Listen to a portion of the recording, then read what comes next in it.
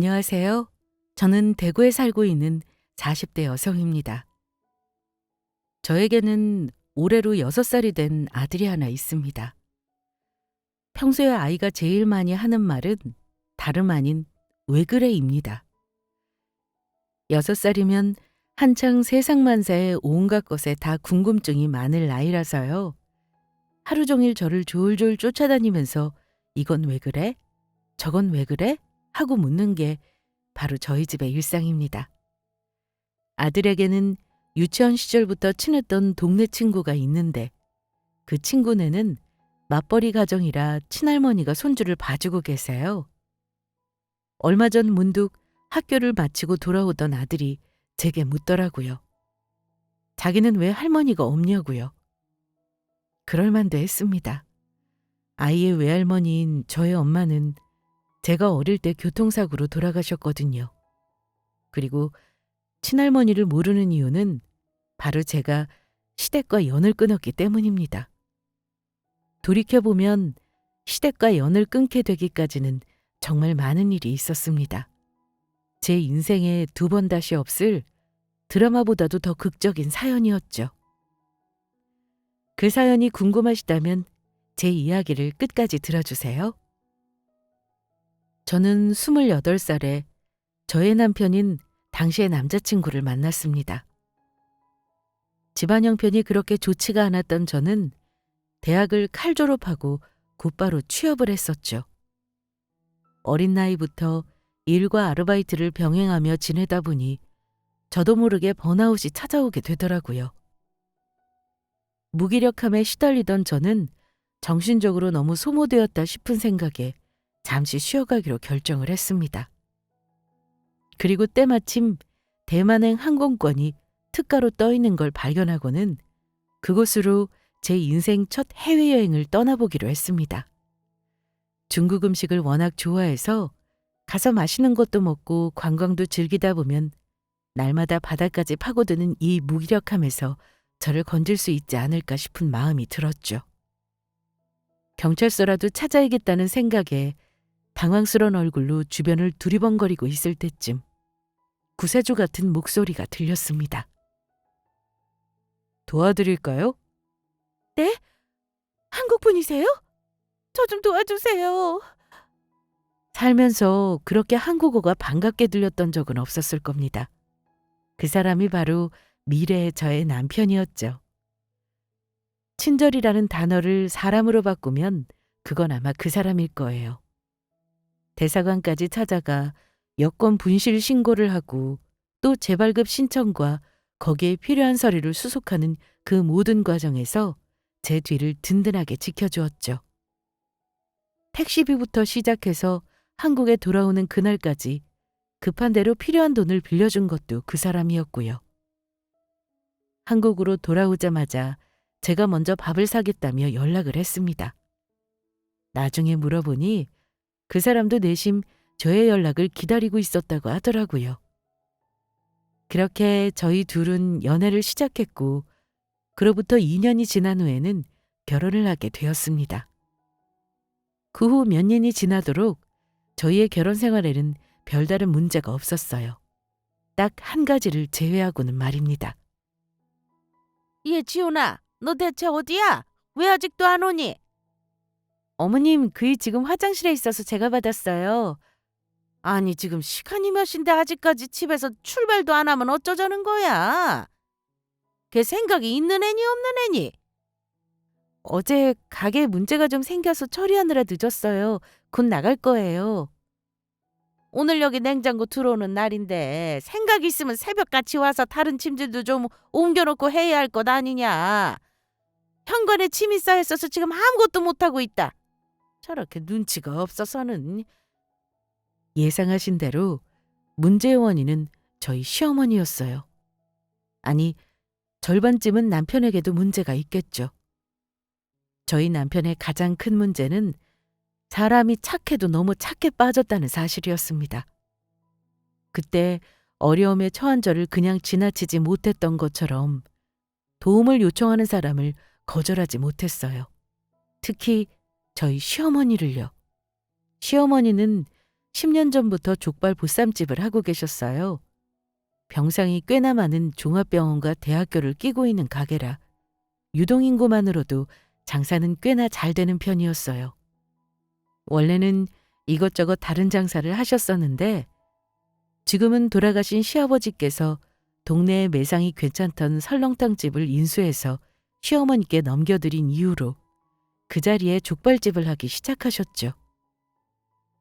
자리만 잡는다면 설렁탕 가게보다 더 장사가 잘 될 것 같다고 하시면서요. 시어머니의 예상이 맞아떨어졌는지 족발집은 곧 이전 가게보다 더 장사가 잘 되기 시작했습니다. 24시간 쉬는 날도 없이 영업을 할 정도로요. 가맹 문의도 종종 들어올 정도로 인기가 많아서 가게에 일하는 아주머니들도 점점 늘어갔죠. 문제는 시어머니께서 가게에 일만 생기면 저희 남편을 찾는다는 거였어요. 그것도 아주 양반댁 노비 부리듯이요. 속사정을 모르는 남들은 가족끼리 뭐가 문제냐, 아들이 어머니 일 좀 돕는 게 당연한 거 아니냐고 말할 수도 있을 겁니다. 하지만 저희 집은 사정이 조금 다릅니다. 시어머니는 저희 남편이 7살 때 재혼한 새어머니셨거든요. 물론 새어머니라서 도울 필요가 없다는 얘기는 아닙니다. 사실 그 가게가 그렇게까지 잘 된 건 저희 남편의 지분도 상당했어요. 족발집을 차린 이후부터 남편은 비가 오나 눈이 오나 시어머니가 부르시면 달려가 가게 일을 거들었거든요. 이유도 다양했습니다. 장사가 잘 되면 일손이 딸려서, 장사가 안 되면 인건비를 줄이느라 사람을 안 써서요. 그뿐만이 아닙니다. 가게 짐을 나르는 일부터 시작해 온갖 수리며 세금 관련한 잡무까지 모두 제 남편의 차지였죠. 하지만 돕는 것도 정도라는 게 있고 가족 사이에도 지켜야 할 선이라는 게 있는 거잖아요. 저희 남편은 이웃 동네에서 치킨집을 하고 있는데 어떨 때는 치킨집보다 시어머니 가게에 있는 시간이 더 많을 정도였다니까요. 양쪽을 오가는 사이에 무리를 해서 몇 년 전에 수술했던 허리 디스크가 다시 터질 정도였어요. 더 놀라운 건 그 모든 건 가족이라는 이름으로 무급이었다는 겁니다. 그리고 시어머니의 부름은 거기서 끝나지 않았습니다. 여보, 오늘 또 나가야 한다고? 어머니가 병원에 혼자 가기가 좀 그러신가 봐. 같이 가달라고 하시네. 아니 대체 어디가 크게 아파서 검사를 하러 가시는 것도 아니고 다리 삐어서 정형외과에 물리치료하러 가시는데 그걸 혼자 못 가신다고? 어쩌겠어. 다른 것도 아니고 병원 가시는 일인데 그래도 자식이 모시고 가야지. 거동이 불편해서 부축을 받아야 할 정도였다면 저도 아마 이해했을 것 같아요. 그런데 또 이 와중에 요가니 필라테스니 원래 하시던 운동은 잘만 다니셨거든요. 거기다 그게 다가 아니었어요. 주말이 되어 조금 숨이라도 돌릴 참이면 당신 동창회다, 개모임이다, 교회 모임이다 하시면서 남편을 불러 운전을 시키고는 하셨죠. 그때 저는 뱃속에 첫 아이를 가지고 있었어요. 임신 막달이라 언제 갑자기 출산할지도 모르는 와중에도 시어머니의 부름은 계속되었죠. 그래도 아기를 낳은 직후에는 조금 잦아지는가 싶었습니다. 아기가 도통 통잠을 자지 않아서 만성 수면 부족에 시달리던 저는 육아 스트레스가 극에 달했을 때였거든요. 다행히 남편이 그때만큼은 아기 케어에 온전히 본인의 시간을 할애할 수가 있었습니다. 이게 당연한 일인데 대체 우리 부부에게는 왜 이렇게 어려운 일이 되어버린 걸까요? 이 문제만 제외하면 정말이지 남편은 제게 너무나도 완벽한 사람이었습니다. 그 흔한 술, 담배도 하지 않았고 늘 성실하고 바른 사람이었어요. 제 앞에서 화도 한 번 낸 적 없었고 어쩌다가 다투기라도 할 때면 언제나 자기가 먼저 잘못했다고 손을 내밀었죠. 무엇보다 저를 참 많이 좋아해 줬습니다. 저는 기억에서도 잊혀진 온갖 기념일을 다 기억해 매번 꽃다발과 선물을 사오는 건 기본이었고요. 밤낮으로 치킨을 튀기고 시어머니 가게 일을 돕느라 코피를 흘릴 지경이었는데도 집에 돌아오면 언제나 부어있는 제 다리를 주물러 주는 것부터 하던 사람이었어요. 그래서 시어머니 문제로 속이 터져도 제가 참자 하면서 계속 없는 일 마냥 넘기며 살아왔습니다. 거기까지만이라면 차라리 다행이었을 겁니다. 이듬해 명절이 되어 남편과 저는 아이를 안고 시댁을 방문했습니다. 7년 전 시아버지께서 돌아가신 이후로 시어머니는 줄곧 50평대의 아파트에서 혼자 지내고 계셨어요. 예전에 저희가 아파트를 처분해서 조금 작은 곳으로 옮기시는 게 어떻겠냐고 말씀드렸었는데 불같이 화를 내시더라고요. 사실 저희가 그 얘기를 꺼낸 건 시어머니가 자꾸 생활비가 없다고 한탄을 하셔서였어요. 저희는 답답했죠. 조금 작은 평수로 이사를 하시면 남는 돈으로 혼자 쓰시면 넉넉할 돈이었거든요. 어머니, 그동안 별일 없으셨어요? 요즘도 밤에 잠을 잘 못 주무세요? 이번에도 자리에 앉기 무섭게 시어머니께서 돈 얘기를 꺼내시더라고요. 밤잠 안 오는 거야. 나이 들면 다 그렇지. 그런데 통장 보니까 이번 달 용돈이 아직 안 들어왔더구나? 아, 죄송해요, 어머님. 요즘 도윤이 때문에 정신이 없어서 깜빡했네요. 이따가 바로 보내드릴게요. 너는 애가 왜 그렇게 무심하니? 지 자식이 생기니 시애미는 어찌 사는지 관심도 없지? 남편은 어머님이 돌아가신 직후부터 시어머니의 용돈을 보내드리고 있었습니다. 시어머니의 가게가 남편의 치킨집보다 매출이 훨씬 좋은데도 말입니다. 어쨌든 결혼한 이후에는 경조사 겸 생활비 통장을 제가 관리하고 있어서 용돈 이체는 제가 맡고 있었어요. 그런데 아기 때문에 너무 바빠서 그만 잊어버리고 말았던 겁니다. 고의가 아니었는데도 시어머니는 계속 불편한 티를 내셨어요. 하루 이틀 일도 아니니 저는 속으로 한숨을 쉬고 말았죠. 제 속이 터지든지 말든지. 남편은 제 눈치와 시어머니의 눈치를 번갈아 보며 그저 허허 웃고만 있더라고요. 그런데 성민이는 이번 명절에도 못 온대요? 여기서 말하는 성민이는 저의 도련님, 그러니까 남편의 배다른 남동생이자 시어머니의 친아들이었어요. 도련님은 시어머니가 시아버지와 재혼을 하신 뒤 이듬해 낳은 자식이었어요. 네 동생이 일하느라 좀 바빠야지. 서울에서 여기까지 오려면 시간도 오래 걸릴 텐데 뭐하러 길바닥에서 귀한 시간을 써. 피곤할 텐데 왔다 갔다 할 것 없이 연휴 기간 동안 집에서 잠이나 푹 자라고 했다.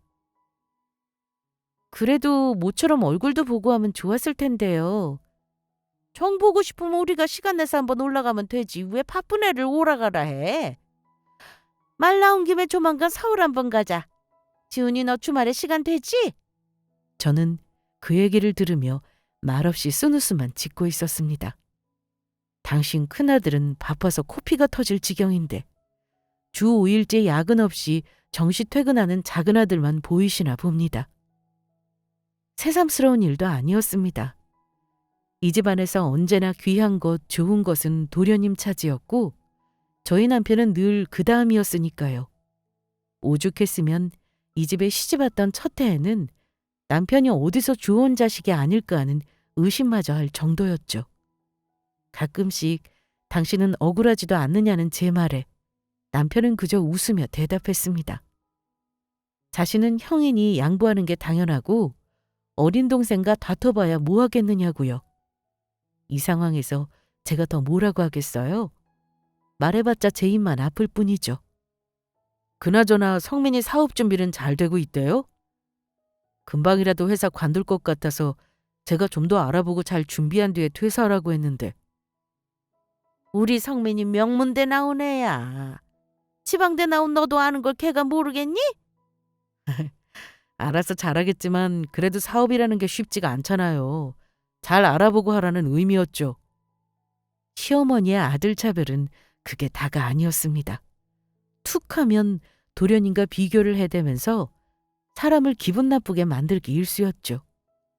요즘 드라마에 나오는 새어머니들은 자기 자식 남의 자식 안 가리고 다 한 배에서 낳은 친자식인 양 잘만 키우던데 저희 집안 현실은 왜 이 모양인 걸까요? 제가 그런 생각을 하고 있을 때였어요.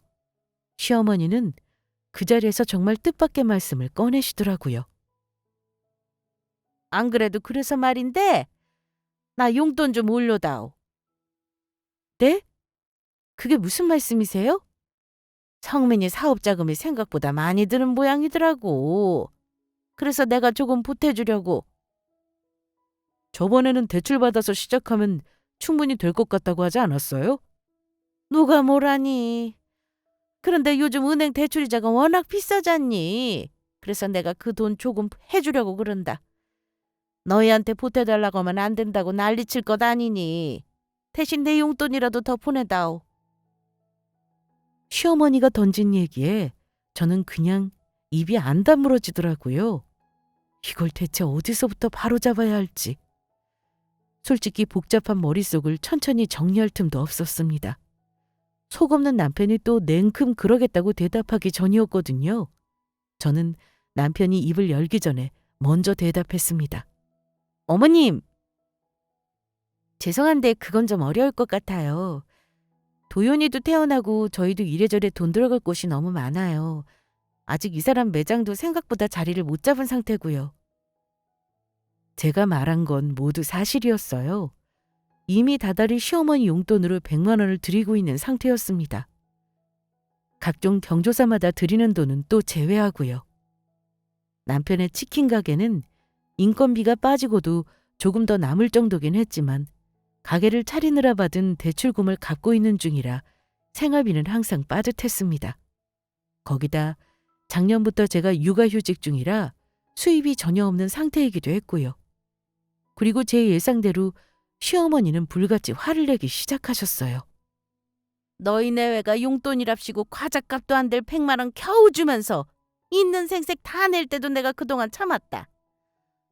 너희한테 내가 우리 성민이 사업자금 보태라고 했어? 아니면 네 명의로 대출을 받아달라고 하기로 했어? 겨우 쥐꼬리만한 용돈 좀 더 올려달라고 했는데 정색을 하면서 시어머니한테 면박을 줘? 아니 어머님, 제가 언제 면박을 드렸다고 그러세요. 지금 이게 면박이 아니면 뭐가 면박이야? 저희도 사정이 되면 도련님 사업 도와드리고 싶고 어머니 용돈도 올려드렸겠죠. 하지만 지금은 저희도 생활이 빠듯해요. 지훈이 넌 입이 없니? 네가 좀 얘기 좀 해봐라. 형이랍시고 거들먹거리지만 말고 이럴 때 네 동생한테 네가 힘 좀 대줘야 하는 거 아니냐? 남편은 난처한 얼굴로 저와 시어머니를 번갈아 보더니 한숨을 쉬면서 대답했습니다. 어머니 죄송해요. 이 사람 말대로 아직 저희가 좀 어려워서요. 일단 성민이는 급한 대로 대출 받아서 시작하라고 하세요. 저도 좀 알아볼게요. 그리고 어머님 용돈 문제는 이 사람이랑 상의해서 최대한 신경 써볼게요. 조금만 참아주세요. 이 집에 시집을 온 이후로 제 기억에 어머님의 그 귀한 작은 아드님은 본인 어머니께 용돈은커녕 선물 한번 해드린 적이 없습니다. 시어머니는 본인을 부양하는 모든 책임은 장남인 제 남편과 저에게만 요구하셨거든요. 좀 억울하긴 했지만 그래도 거기까지도 괜찮았습니다. 남편이 어머님을 저렇게 좋아하니 자식된 도리라고 생각하기로 했죠. 하지만 맡겨놓은 돈을 달라는 것 마냥 용돈을 올려달라고 독촉을 해대시는 모습에는 좀 어이가 없었습니다. 집으로 돌아오는 차 안에서 부글부글 끓는 마음을 달래고 있는데 남편이 제 손을 잡으며 그러더라고요. 속상하게 해서 미안하다고요. 하지만 어머님이 사시면 얼마나 사시겠냐고 조금만 이해해달라는 말과 함께요. 바보같이 착한 남편의 말에 저는 또 알겠다고 대답했습니다. 대신 당장 용돈을 올려드리기에는 우리도 어려우니 몇 달 후에 제가 회사에 복직하고 나면 그때부터 조금만 올려드리는 걸로 하자고요. 그렇게 시간이 흘러 1년이 지나자 저희의 형편도 조금 나아졌습니다. 치킨집을 차리느라 받았던 대출금도 모두 상환했고 매장도 이제 안정적으로 돌아가고 있었습니다. 아기도 조금 커서 어린이집에 맡길 정도가 되자 저는 원래 다니던 회사로 복직을 했고요. 물론 육아와 맞벌이를 병행하려니 하루가 어떻게 지나가는지도 모를 정도로 바쁘긴 했습니다. 하지만 바쁜 와중에도 아이가 주는 기쁨이 너무나도 컸고 또 가족들 모두 건강하고 먹고 사는 문제도 문제가 없으니 이만하면 참 감사한 인생이다라는 생각이 들었습니다. 앞으로도 더도 말고 덜도 말고 딱 지금만큼만 행복하면 좋겠다고요. 하지만 저의 소원이 과분한 욕심이었던 걸까요? 신은 제 소원을 들어주시지 않더라고요. 술, 담배 한 번 한 적 없고 늘 건강하던 남편이 한순간 병으로 쓰러지게 되었습니다. 병명은 췌장암이었어요. 하필이면 암 중에서도 예후가 나쁘기로 유명한 암이었죠. 배가 자주 아프고 소화가 잘 안 되는 느낌이 들어 병원에 갔을 뿐인데 이미 몸속에서 많이 진행된 상태라 손쓸 수가 없는 지경이라고 하더군요. 그래도 할 수 있는 만큼은 해보고 싶었습니다.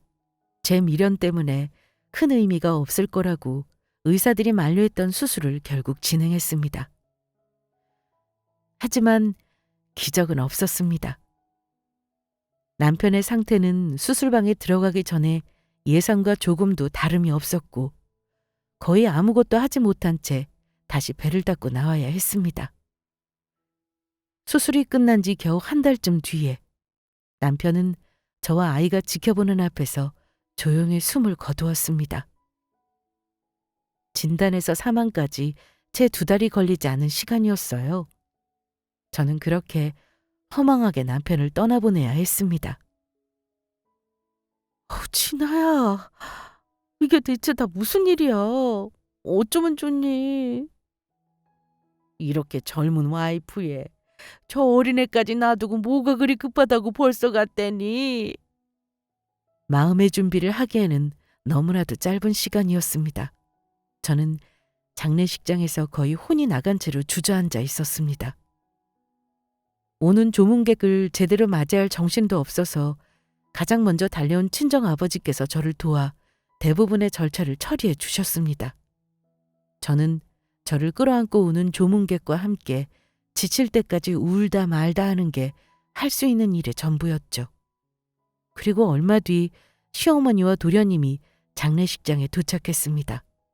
그런데 눈물을 닦으며 자리에서 일어서는 저에게 다짜고짜 할 이야기가 있다고 하시더라고요.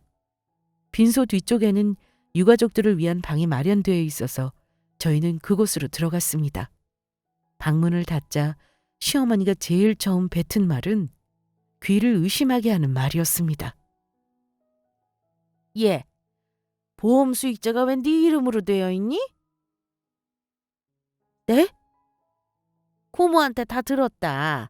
네 남편 사망보험금 받는 거 네 앞으로 되어 있다면서? 그 어떤 애도의 말도 없이 꺼낸 시어머니의 첫마디에 저는 정말 할 말을 잃어버렸습니다. 사망보험금이라니요. 아무리 친자식이라지만 그게 방금 자식을 잃은 어머니가 남편을 잃은 며느리에게 할 소리인가요? 고모 말을 들어보니까 암 진단비도 많이 나왔다던데 사망보험금까지 전부 다 네가 가져간다는 게 말이나 되는 일이니? 갑자기 그게 무슨 말씀이세요? 아니 들어보니까 1, 2천 하는 돈도 아니던데 그렇게 큰 돈을 우리한테는 말도 한마디 없이 너 혼자 가지려고 한 거냐? 기가 차서 쳐다보니 시어머니 얼굴에는 슬퍼하는 기색이라고는 찾아볼 수 없었습니다. 남편은 살아생전에 보험을 하시는 시댁 작은 고모님을 통해서 암보험을 포함해 자잘한 보험 몇 가지를 들어둔 상태였습니다. 시어머니와 도련님은 남편이 죽자 그 얘기를 고모님께 전해 듣고는 여기까지 달려온 것이었어요. 어머님 설마 지금 그 얘기를 하러 여기 오신 거예요? 형수, 형이 이렇게 죽은 건 저희도 너무 안타까워요. 그래도 가족끼리라도 동계사는 정확히 해야 나중에 문제가 없죠. 솔직히 어릴 때부터 형님 키우느라 우리 어머니가 얼마나 고생을 많이 하셨는데요. 방금 뭐라고 했어요? 긴 말 할 거 없고 우리 다 달라는 거 아니다. 생각해보니 그 돈은 애미 너랑 우리랑 절반씩 나누는 게 맞는 것 같구나. 저는 자리에서 벌떡 일어나다가 순간 현기증이 나서 옆에 있는 의자를 짚었습니다. 너무 기가 막힌 이야기를 들으니까 하늘이 빙빙 도는 것 같더라고요. 두 사람은 위로를 하러 온 줄 알았더니 사실은 사망보험금을 내놓으라고 찾아왔던 겁니다. 그것도 저희 남편의 목숨값을 어디 맡겨둔 적금 찾는 것 마냥 당당하게요. 하다못해 저희 남편 장례식이라도 온전하게 다 끝내고 좋은 곳으로 보내준 뒤에 저런 얘기를 꺼내야 하는 거 아닌가요? 그랬다면 아마 제 대답도 달랐을지도 모르겠습니다. 대체 양심이라는 게 있어요? 뭐라고? 아니, 너 방금 뭐라고 했니? 내가 그 돈을 왜 넘겨줘야 해요? 그 젊은 나이에 최저금 걸릴 정도로 피땀 흘려서 일한 사람도 우리 남편이고, 그렇게 일한 돈으로 보험금 꼬박꼬박 넣은 것도 우리 남편이에요. 양심이라는 게 있으면 적어도 여기서 돈 얘기는 꺼내지 말았어야지. 도윤이 보기에 부끄럽지도 않아요, 두 사람은? 어머머, 이 못 빼어먹은 것? 어디서 눈을 똑바로 뜨고 시애미한테 소리를 질러? 너 미쳤니 진짜? 사망보험금은 형이 죽으면서 자식으로서 마지막 돌이라고 남긴 거예요. 그걸 형수 혼자 다 갖겠다는 거 너무 욕심 아니에요? 지훈이를 어떻게 구워 삶아서 보험금을 네 앞으로 가게 했는지는 모르겠다만 우리는 인정 못한다. 우리도 절반은 받아야겠으니까 그렇게 알아라. 그렇게 굳게 닫혀있던 방문이 벌컥 열렸어요. 빈소 안쪽에서 자꾸 큰 소리가 나자 놀란 친정아버지가 문을 열고 들어오신 거였어요. 한 손으로는 제 아들의 손을 잡고서요. 아버지는 밖에서 얘기를 대충 들으셨는지 화가 머리끝까지 나신 얼굴이었죠. 대체 무슨 말을 하는 겁니까 지금? 아니, 이건 저희 집안 일이니까 사돈은 좀 나가 계세요. 그리고 내가 이런 말까지는 안 하려고 했는데 사돈은 자식 교육을 대체 어떻게 시키신 거예요? 시애미한테 말버릇하고는. 그 말을 듣자 결국 아버지는 폭발하셨어요. 그 인간들의 등을 떠밀면서 빈소 밖으로 내쫓았죠. 자식 교육 같은 소리하고 있네. 죽은 자식 시신도 아직 식기 전인데 돈 내놓으라고 닥달하는 건 퍽이나 제정신이고? 인간 같지도 않은 소리를 해야 되는데 우리 애니까 당신을 봐주고 있는 줄 알아. 다른 사람 같았으면 벌써 사달랐어. 옛말에 그에 비해 그 자식이라더니 보험금 얘기에 이렇게 정색하는 거 보니까 더 수상하네. 지훈이 아파서 간 건 확실한 거냐? 보험금 탐나서 네가 수순 건 아니고? 이 미친 여편 애가 말이면 다인 줄 알아? 경찰 부르기 전에 썩 꺼져. 빈소는 그야말로 지옥이 되었습니다. 아버지와 상황을 보고 달려온 친척들이 못 나간다고 버티고 있던 저 인간들을 밖으로 끌어냈죠. 그 후로도 한참 동안 저 두 사람은 돈 내놓기 전에는 못 간다고 소리 지르며 난동을 피워댔어요. 결국 경찰이 출동해서 상황은 진정되었습니다. 사람의 탈을 쓰고 어떻게 저런 말을 할 수가 있는 걸까요? 입에 담기도 끔찍한 얘기를 들은 저는 한동안 화병에 시달려야 했어요. 저런 인간들도 부모와 동생이라며 살뜰하게 챙기고 보살폈던 제 남편이 너무나도 불쌍하고 미련하게 느껴져 눈물이 나더라고요. 그렇게 장례식이 끝나고 집으로 돌아온 저는 남편이 남겨둔 편지를 발견했습니다. 이제 홀로 세상에 남겨줄 저와 도윤이가 걱정되었나 봅니다.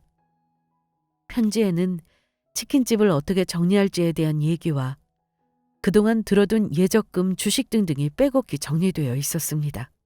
그리고 남편이 들어둔 보험들의 종류와 내용도요.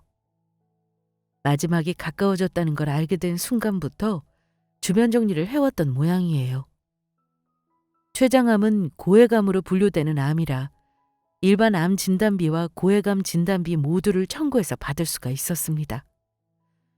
차후에 이래저래 합쳐서 약 3억 정도 되는 돈을 받았습니다. 하지만 그 돈과 남편이 목숨을 바꿀 사람이 누가 있겠어요? 3억이 아니라 30억을 준다고 한들 말입니다.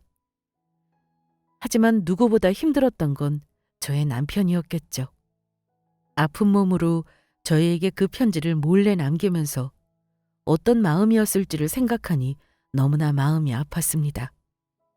그날 밤 아이를 끌어안고 울면서 저는 다짐했습니다. 부디 잘 살라는 남편의 소원을 제 힘 닿는 데까지 꼭 들어주기로요. 시댁은 그 이후로도 몇 번 더 저희를 찾아와 난동을 부렸습니다. 몇 번의 소요가 있은 후에 다시는 찾아오지 않더라고요. 저도 그 인간들과 상종하고 싶지도 않았고요. 그렇게 시댁과는 인연이 끊기는가 싶었습니다. 그 후로 저는 아이와 함께 살아갈 제2의 인생을 준비했습니다. 우선 남편과 살던 아파트를 팔고 조금 작은 평수로 이사를 했습니다. 그 돈은 나중에 아이의 학비와 혹시 모를 비상금으로 쓸 예정이었어요. 한 푼도 빠짐없이 고스란히 은행에 넣어두었죠. 남편의 사망보험금도 함께 말입니다. 집 문제를 처리하고 나니 치킨 가게를 어떻게 해야 할지가 가장 큰 문제였습니다. 제가 회사를 계속 다녀야 할지 아니면 남편 가게를 운영할지가 고민이었어요. 친정 아버지와 한참 상의를 했습니다. 아버지는 회사를 다니다 중간에 퇴직하신 이후로 요식업 쪽의 자영업을 오래 하셨거든요. 요리도 꽤 잘하시는 데다 가게가 돌아가는 사정에도 밝으셨어요. 수차례를 거듭한 오랜 상의 끝에 결국 제가 회사를 관두고 아버지와 함께 가게를 운영해 보기로 결정을 했습니다. 솔직히 혼자서는 도저히 자신이 없었는데 아버지가 도와주신다니 용기가 생겼죠. 무엇보다 남편과의 추억이 서려있는 이곳을 정리하기가 쉽지 않았거든요. 아버지도 그런 제 마음을 알고 계셨는지 제 손을 잡으시며 한번 해보자고 다 잘 될 거라는 말씀만 반복하셨어요. 가게가 바쁠 때에는 틈틈이 가까이 사시는 저희 이모가 오셔서 도윤이를 봐주시기도 했어요. 쉽지는 않았지만 여기저기 많은 도움을 받으면서 아들과 저 두 식구는 그이가 없는 세상에 적응을 해 나가고 있었습니다. 불행인지 다행인지 남편의 가게는 프랜차이즈 치킨집이었어서 초심자인 저와 아버지가 일을 시작하는데 큰 어려움은 없었습니다. 레시피부터 시작해서 어지간한 것들은 다 본사에서 지침에 내려온 대로 따르기만 하면 되었거든요. 다만 일이 손에 익기까지가 시간이 다소 걸려서 주문이 몰릴 때면 조금 정신이 없기는 했어요. 더군다나 주변에 야구장이 있어서 시즌이 시작되는 평일 저녁과 주말 오후 시간대면 픽업과 배달 주문이 몰리고는 했습니다. 예를 들면 바로 오늘 같은 날이었죠. 진아야, 나 배달 좀 다녀오마. 네, 아버지. 밖에 바람 많이 부는 것 같던데 따뜻하게 입고 다녀오세요. 알았다. 내 걱정은 하지 말고 조금 있으면 도윤이 밥 시간인데 애 뭐라도 좀 먹여라. 네, 알겠어요. 배달 주문은 배달 어플을 통해서 지정한 기사님 배달이 대부분이었지만 요즘은 가게 배달로 들어오는 주문도 늘어나고 있는 추세였습니다. 그래서 가게 배달로 들어오는 주문은 저희 아버지가 오토바이를 몰고 직접 배달을 나가곤 하셨어요. 다행히 경기장 주변이라 픽업 주문이 많았는데 이럴 때마다 나이 드신 아버지가 직접 배달까지 나가시는 게 불안하기도 하고 죄송하기도 하더라고요. 아이는 가게 구석에 앉아 핸드폰으로 만화를 보다가 꾸벅꾸벅 졸고 있었어요. 저는 아이를 안아들어 가게 안쪽에 마련한 작은 방에 이불을 펴서 눕히고는 문을 닫았습니다. 그리고 다시 카운터로 돌아오는데 인기척이 들렸어요. 음식을 픽업하러 오신 손님인가 싶어 반갑게 뛰어나갔죠. 예, 오랜만이다. 가게 입구에는 제가 너무나 익숙하게 아는 뻔뻔한 얼굴이 서 있었습니다. 여기가 어디라고 오냐는 소리가 정말 목구멍까지 나오려다 말았어요. 한편으로는 아버지가 배달을 나가신 게 이렇게 다행이다 싶을 수가 없더라고요. 저 얼굴을 보면 아버지 혈압이 오르셨을 게 분명했거든요. 여기까지 무슨 일이세요? 무슨 일은? 시애미가 며느리 가게도 못 오니? 도윤이는 안 보이는구나? 집에 있니? 여기 찾아오신 용건이 뭐냐고요? 예, 나 숨 넘어가겠다. 뭐가 그렇게 급하다고 앉기도 전부터 난리니? 일단 앉아서 숨 좀 돌리자. 그러더니 시어머니는 자연스럽게 가게 안쪽으로 들어와 테이블에 앉았습니다. 그것도 냉장고에서 콜라까지 꺼내서 뚜껑을 열면서요. 어쩐지 얘기가 길어질 것 같다는 불길한 예감이 들었죠. 일단 저는 앞치마를 벗고 시어머니의 맞은편에 앉았습니다. 내가 생각을 해봤는데 그때는 너한테 좀 너무했던 것 같구나. 아무리 그래도 장례식장에서 그러면 안 되는 거였는데. 너한테 차분히 얘기를 한다는 게 나도 좀 감정이 격해서 그렇게 됐구나. 갑자기 무슨 말씀이세요? 너한테 사과하러 온 거라고. 그때는 나도 갑자기 지훈이를 그렇게 보내서 제정신이 아니기도 했고 돈 얘기가 원체 누구한테나 좀 예민한 얘기잖니. 그래서 서로 껄끄럽지 않게 잘 매듭지려고 한 건데 어쩌다 보니 이렇게 그렇게 됐구나. 미안하다. 그리고 물론 너도 그때는 마음이 힘들었을 테니 나도 당연히 이해하고. 시어머니는 뜬금없이 그것도 남편이 죽은 지 1년 반이나 지나서 갑자기 찾아와 그때의 일을 사과한다고 말을 하고 있었죠. 당연히 이해가 되지 않았습니다. 저 마음이 진심이라고 믿기지도 않았고요. 진심이었다면 1년 반이나 되는 시간 동안 연락을 끊는 일은 없었을 테니까요. 그래도 애미 너도 참 사람이 왜 그렇게 독하니? 맺고 끊는 게 확실한 애인 줄은 진작에 내가 알고 있었지만 사람마저 그렇게 하는 건 말이 안 된다. 철윤이 어디 그렇게 쉽게 끊기는 일이니? 지훈이는 그렇게 갔어도 우리한테는 아직 도윤이가 있는데 애한테 할미랑 삼촌 얼굴도 안 보여주고 산다는 게 말이 되니? 그러니까 우리 도윤이가 보고 싶어서 오셨다고요? 할머니가 눈에 넣어도 안 아플 손주 얼굴 보고 싶어 하는 게 이상한 거니? 당연한 일이지.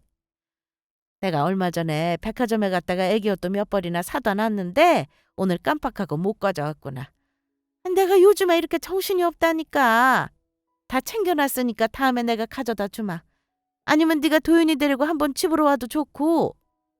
시어머니는 굳이 핸드폰을 열어서 직접 찍은 사진 몇 장을 보여주었습니다. 옷을 사다 놨다는 말은 사실인지 사진 속에는 가격표도 떼지 않은 남자 애기 옷 몇 벌이 있더라고요. 비록 사이즈는 맞지 않아 보이는 옷이었지만요. 저는 헛웃음이 나왔습니다. 그래도 한편으로는 철이는 끊기 힘들다는 게 맞나 싶기도 했어요. 저와 시댁의 인연이 끊긴 건 맞지만 아이한테까지 할머니와 삼촌의 존재를 지울 필요는 없었으니까요. 손주가 보고 싶다고 이렇게 찾아오신 걸 보면 그 마음만큼은 진심일 수도 있겠다 싶기도 했고요. 알겠습니다. 다음에 도윤이 데리고 나갈 테니 밖에서 한번 뵐게요. 아이고 그래. 잘 생각했다. 애기가 얼마나 많이 컸을까? 요즘 애들은 우리 때랑 다르게 어릴 때부터 잘 먹어서 그런지 하루가 다르게 쑥쑥 크더라고. 네, 이제 제법 많이 컸어요. 그렇겠구나. 그나저나 사돈 어른은 잘 계시고? 갑자기 저희 아버지 안부까지 물으시는데 뜬금없다 싶더라고요. 저는 시어머니와 친정아버지의 마지막 만남이 떠올랐습니다. 장례식장에서 그 난리가 났었던 게 두 사람의 마지막이었거든요.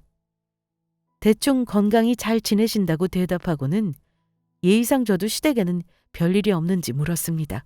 그랬더니 그 순간 시어머니의 눈빛이 반짝 달라지더라고요. 나야 뭐 이 나이에 별일이 있겠니. 다만 우리 성민 일이 조금 안 풀려서 그게 문제라면 문제지. 무슨 일 있으세요? 큰일은 아니고. 그 후로 구구절절 길게 이어지는 얘기를 들어보니 결론적으로 말하자면 본인 아들 사업이 망했다는 거였습니다. 뭐 투자를 잘못 받았네, 대출금이 어떻게 됐네, 동업자가 돈을 들고 튀었네 등등 설명이 한참 길었지만요. 살아생전에 그이가 그렇게 잘 알아보라고 신신당부를 했었는데 그 말은 흘려듣고 잘 알지도 못하는 사업을 하겠다고 덤비더니 결국 시어머니가 해준 돈까지 홀라당 다 말아먹은 모양이었습니다. 그것만으로 끝난 게 아니었어요. 어떻게든 수습을 해보겠다고 하다가 빚까지 지게 됐죠. 밀린 대출금은 시어머니가 집을 팔아서 갚아줬다고 합니다. 그래서 말인데 너한테 할 말 있어서 찾아왔다. 네? 무슨 말씀이요? 네가 용돈 좀 보내다오. 많이도 필요 없고 한 100만 원 정도면 그럭저럭 괜찮겠구나. 시애미가 집까지 팔았다는데 나 몰라랄 생각은 아니지? 한 번 며느리는 평생 며느리잖니. 저는 그제서야 오늘 시어머니가 찾아와 뜬금없이 사과를 건넨 이유를 알게 되었습니다. 이제 와서 태어났을 때조차 관심이 없었던 도윤이 타령을 한 이유도요. 결국은 용돈을 달라는 얘기였습니다. 저희 남편이 죽었으니 이제 저에게 받아내겠다고요. 진짜 소름이 돋더라고요. 당연히 굳어가는 제 표정을 보더니 그러더라고요. 치킨집도 잘 되는 것 같은데 네가 지훈이 대신 용돈을 좀 줄 수 있는 거 아니니? 그때 사망보험금도 결국 네가 홀랑 가져갔잖니? 그 돈 법적으로 받아내려면 얼마든지 할 수 있었어. 너도 알지? 네, 그래야죠. 조만간 용돈은 제가 보내드릴게요. 여기 계좌 적어주시고 오늘은 일단 돌아가세요. 그제야 시어머니는 계좌번호를 메모한 종이를 제게 건네고는 입이 찢어져라 기뻐하면서 돌아갔습니다. 이후에 배달을 갔다가 돌아온 아버지가 제게 이야기를 전해 듣고는 격분하셨죠. 그래서 정말 용돈을 보내드렸냐고요? 네. 이틀쯤 후에 저는 메모에 있는 계좌로 용돈을 보냈습니다. 더도 말고 덜도 말고 정확히 18원을요. 그리고 용돈을 보냈으니 확인하시려며 메시지를 보냈죠. 시어머니가 가게로 쳐들어온 건 그로부터 2시간쯤 지나고 나서였습니다. 야! 너 이게 무슨 뜻이야? 18원 보낸 거 이거 뭐냐고? 너 지금 나한테 욕한 거야? 용돈 달라고 하셨잖아요. 용돈 드린다고 했지 제가 얼마 드리겠다고 한 적은 없는데요. 이런 미친 것! 네. 남편도 없는데 어린 자식 데리고 살아가려니까 힘들더라고요. 제가 이 마닥에 지금 제정신이겠어요? 더 이상 줄 돈은 없으니까 원하면 법적으로 따져보시던가요. 분노한 시어머니는 저에게 삿대질을 하면서 저주를 퍼붓더라고요. 독한 것.